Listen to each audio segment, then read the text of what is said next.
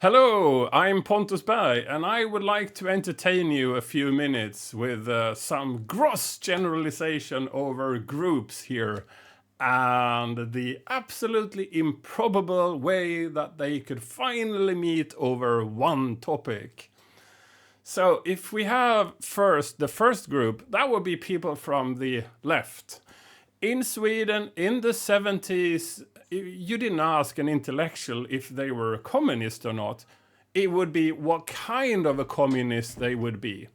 They would be a Trotskyist if they supported Leo Trotsky. They could be a Marxist if they supported Karl Marx, sort of the vanilla communist.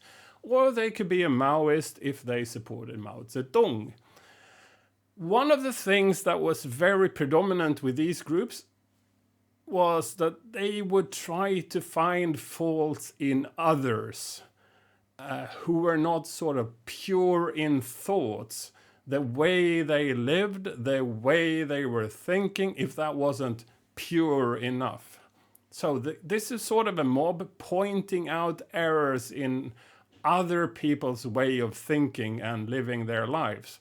We saw the same tendencies as also in the medieval witch hunters, of course, and the American example would be the McCarthy communist witch hunts.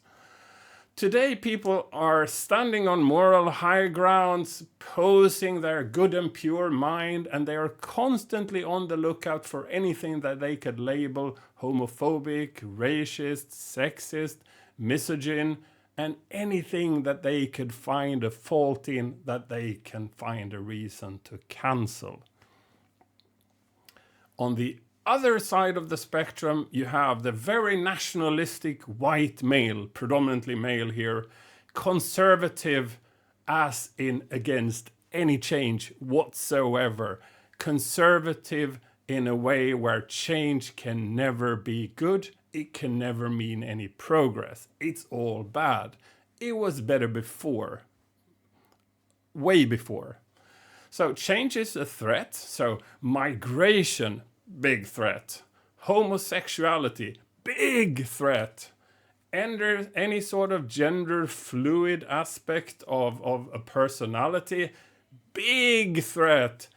And media is always left biased, and any news should be avoided unless it is as biased as you are.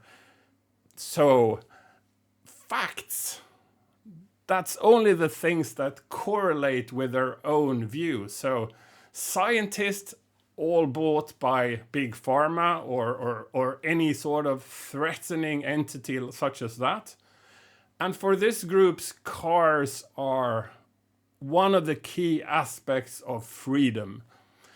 Cars also really need to smell a lot, sound a lot, and be brutally big to be manly. And if they're not manly, they are sort of inferior to the manly choices.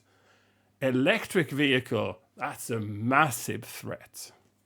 So looking at this, I did Google if I could find stereotypical people that would represent those groups. And bear with me, these are sort of the top ranked Google searches for stereotypical left and stereotypical right. I didn't pick those.